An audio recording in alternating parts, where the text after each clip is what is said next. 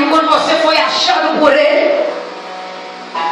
Qual foi a sua postura quando você ouviu, entendeu? O Espírito Santo pregou para você, ardeu o teu coração, você entendeu que era a boca de Deus falando. Qual foi sua postura? Qual foi sua primeira atitude? Qual foi a sua primeira obra? Como estava a tua vida antes? Como está a tua vida hoje?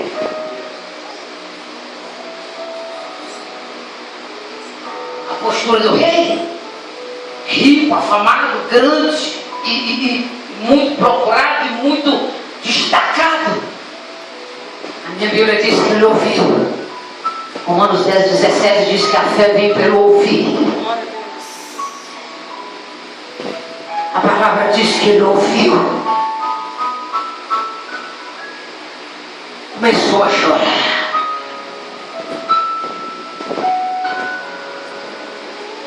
Rasgou as suas vestes. Se humilhou. E se deixou ser examinado por ela. Ele se deixou ser julgado, examinado. E aí vem a diferença para a gente já finalizar. Vem a diferença de muitos crentes do nosso tempo hoje. Quando ele foi confrontado, quando ele se deparou com essa palavra.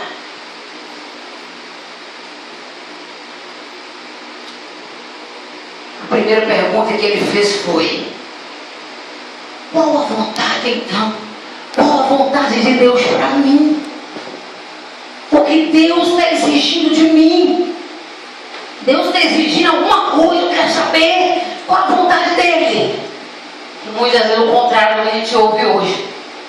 A pessoa muitas vezes ela vem para Jesus: o que ele pode me dar?